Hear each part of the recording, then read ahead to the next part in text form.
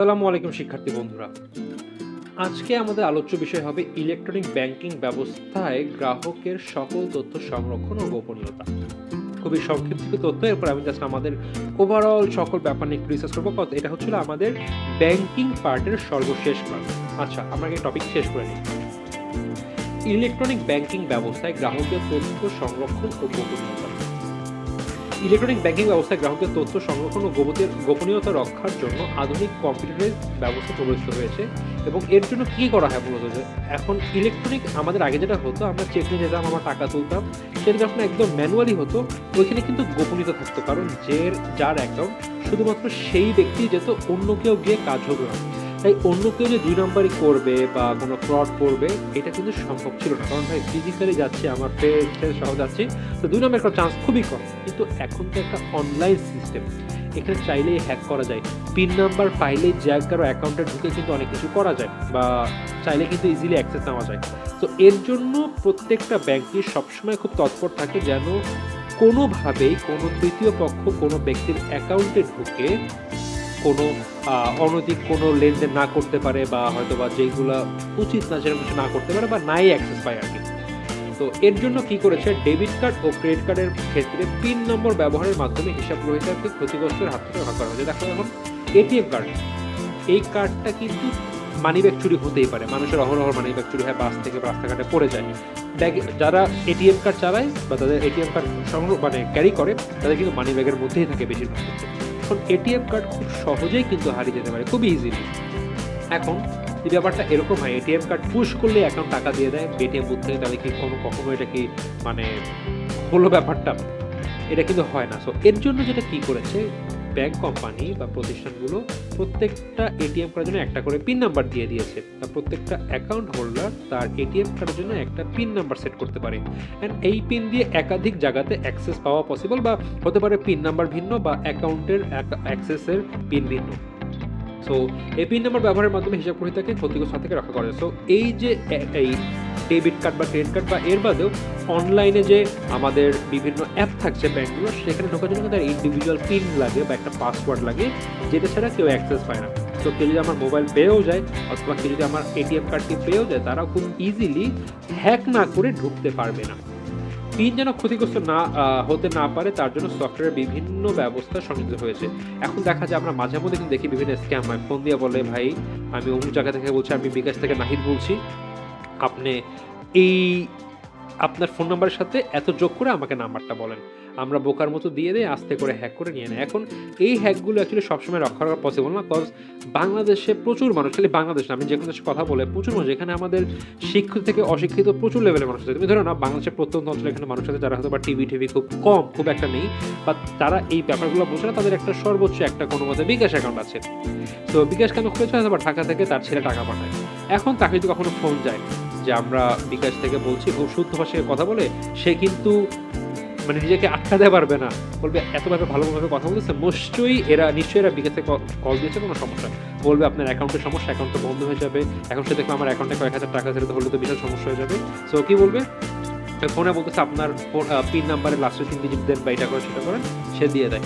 তো এর ফলে কি হয়, ইজিলি কিন্তু হ্যাকারটা তার সেসব অ্যাকাউন্টে অ্যাক্সেস পেয়ে যায়। কিন্তু এইটা যেন অন্য এন্ড থেকে, ব্যাংকিং এন্ড থেকে এই বিষয়গুলো যেন প্রোটেক্ট করা যায়, অর্থাৎ এই বিষয় পিনের জিনিসপত্র পেয়ে গেলেও যেন হ্যাকাররা অন্য সিস্টেমে না ঢুকতে পারে, এর জন্য ব্যাংক অলওয়েজ তৎপর থাকে।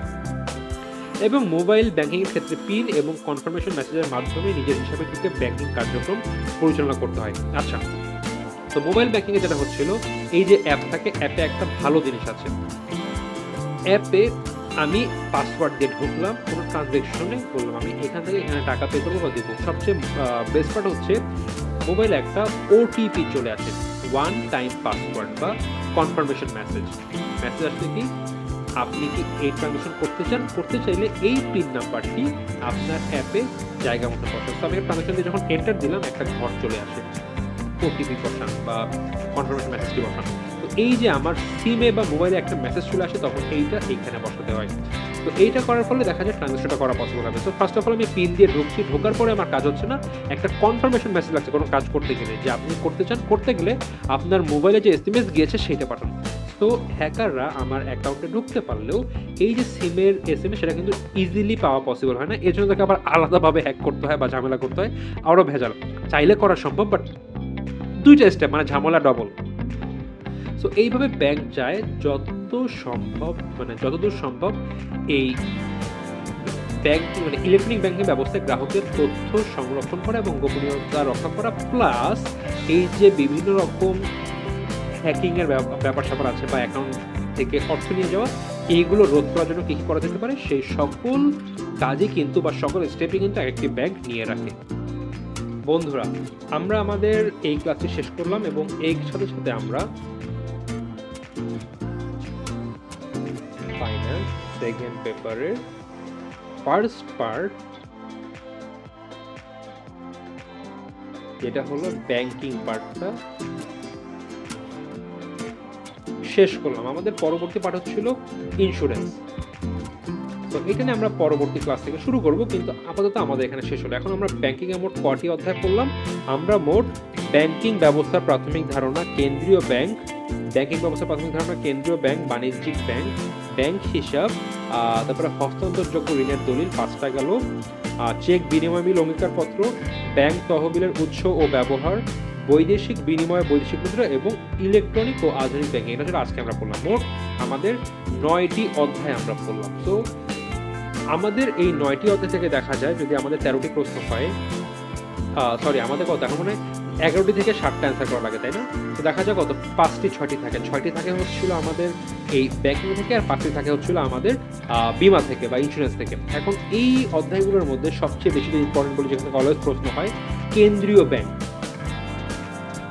বা আমি অধ্যায় চ্যাপ্টার নামগুলো লিখে দেই। কেন্দ্রীয় ব্যাংক হচ্ছিল চ্যাপ্টার হচ্ছিল 2। এখান থেকে মাস্ট একটা প্রশ্ন থাকেই থাকে।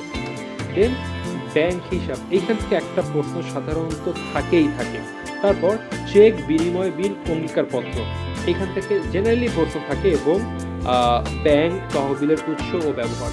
এই 4টা অধ্যায় থেকে জেনারেলি একটা করে প্রশ্ন থাকে। এই দুটো তো ভাই মাস্ট থাকেই মোটামুটি, এবং এখান থেকেও থাকে মোটামুটি। আচ্ছা ব্যাংক, ব্যাংক হিসাব তো বললাম, এই যে 4 নম্বর অধ্যায়।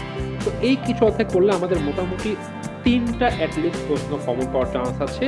আর এরপরে তো বাণিজ্যিক ব্যাংক, যদি এরপরে প্রেফারেন্স দেয় আমার পক্ষে, এরপর আমি দিব চ্যাপ্টার 3। এর পরে হচ্ছিল আমার হস্তান্তর, আমি ব্যাংক তহবিলের আমি 6 দিয়েছি, তাই না? চেক বিনিময় বিল, ঠিক আছে, চেক থেকে প্রশ্ন আসে। চেক থেকে মোটামুটি এই যে 3টা অধ্যায় থেকে মাস্ট একটা আসে, এবং 7টা মাঝে মধ্যে আসে না। এবং এরপরে 3 নম্বর অধ্যায় ইম্পর্টেন্ট, 5 নম্বর অধ্যায় ইম্পর্টেন্ট, 6। আর আমাদের বাকি থাকছে কোন কোন অধ্যায়? অধ্যায় 1, অধ্যায় 8, অধ্যায় 9। সাধারণত অধ্যায় 1 থেকে সম্পূর্ণ কখনো প্রশ্ন আসে না ইন জেনারেল, বাট এমন না, আমি নিজেও পরীক্ষায় পেয়েছি, বাট সবসময় আসে না, হয় কি অন্য একটি অধ্যায়ের সাথে মিক্স আপ করে দেওয়া হচ্ছে এই অধ্যায়টি। বাট তবু মাঝে মধ্যে এই অধ্যায় থেকে আসলে অধ্যায় 1 থেকে মূলনীতির ব্যাপারগুলো চলে আসে। এরপরে আমরা এখানে আবার একটা ব্যাপার আছে যে ব্যাংকের যে প্রকারভেদ। 1 নম্বর থেকে প্রশ্ন আসে বিভিন্ন রকম, এটা কি একক ব্যাংক নাকি শাখা ব্যাংক নাকি চেইন ব্যাংক, এই ব্যাপারগুলোতে সাধারণত প্রশ্ন আসে। তো এটাকে আমি অ্যাকচুয়ালি এই জায়গায় রাখবো সেকেন্ড প্রেফারেন্স লিস্টে। অ্যান্ড লাস্টে হচ্ছিল 8 and 9। এখান থেকে যেটা হচ্ছে এই 2টা অধ্যায়কে কেন একটু কম প্রেফারেন্স দেই, এইখান থেকে জেনারেলি মানে 8 বা 9 থেকে একটা অধ্যায়ের থেকে সম্পূর্ণ প্রশ্ন জেনারেলি আসে না, আসলে অন্য অধ্যায়ের সাথে মিলে আসে, অর্থাৎ একটা অধ্যায় প্রশ্নটা 7 থেকে সাথে একটা 8 দিয়ে দিল, এইভাবে আসে আর কি। বাট তবু আমার যদি তোমরা বলো যে ভাই আমাদের সব কভার করতে সমস্যা হয়, আমি করবো না, এই 9টার মধ্যে এই 7টা অ্যাটলিস্ট মাস্ট করো। 7টা করলে তোমরা ইজিলি, তোমাদের 6টা প্রশ্ন আসে, এর মধ্যে 5টা তোমরা কমন পেয়ে যাবা। একটু ধরে ধরে পড়ো। বেসিক্যালি দেখো, যেরকম ব্যাংকের ইতিহাসে কিন্তু কখনোই তোমার প্রশ্ন আসবে না যে গ বা ঘয়। আমরা মূলত গ বা ঘয়টি সবচেয়ে বেশি থাকি, টেন্স থাকি যে কি হবে না কি হবে। ক খ আমরা করি, বাট গ ঘয় আমাদের সমস্যা হয়ে যায়, আমরা ধরতে পারি কিনা। আমরা এর জন্য যেগুলো করবো, প্রত্যেকটা অধ্যায়ের বিভিন্ন যে প্রকারভেদগুলো থাকে না, আমরা এইগুলো সবচেয়ে বেশি প্রপারলি করবো, কারণ বেশিরভাগই আসে কোনটা সাধারণভাবে দাগ কাটা চেক, কোনটা বিশেষভাবে দাগ কাটা চেক, উদ্দীপকের কোনটি হচ্ছিল হুকুম চেক, কোনটি হচ্ছিল বাহক চেক, এই টাইপের প্রশ্নগুলো কিন্তু আসে। তো আশা করি তোমাদের একটা আইডিয়া দিতে পেরেছি কীভাবে করতে হবে। বাট এই শুরু থেকে পড়ে যাও, 1 থেকে 7 বাদ দিও না। 8, 9 তোমরা একটু কম বেশি পড়তে পারো, 8 থেকে তবু 9 এ মাঝে মধ্যে প্রশ্ন প্রপারলি চলে আসে। তো 9 থেকেও মাঝে মধ্যে প্রশ্ন দেয়। 8 একটু কম আসে, বাট আসে না এমন না, আমি নিজেও প্রশ্ন পেয়েছি এবং এমনকি বোর্ড পরীক্ষায় আমি একটা প্রশ্ন পেয়েছিলাম। সো বন্ধুরা, আশা করি তোমরা ব্যাংকিং পার্ট প্রপারলি বুঝতে পেরেছো। বাসায় প্রপারলি পড়বা, পড়ে অবশ্যই টেস্ট পেপার সলভ করবা, দেখবা তোমাদের সম্পূর্ণ বিষয়টি পুরো ক্লিয়ার হয়েছে। বন্ধুরা, আজকে আমি এখানে শেষ করছি। দেখা হবে পরবর্তী অধ্যায় থেকে এবং পরবর্তী পার্ট থেকে, যেটি হচ্ছিল ইন্স্যুরেন্স।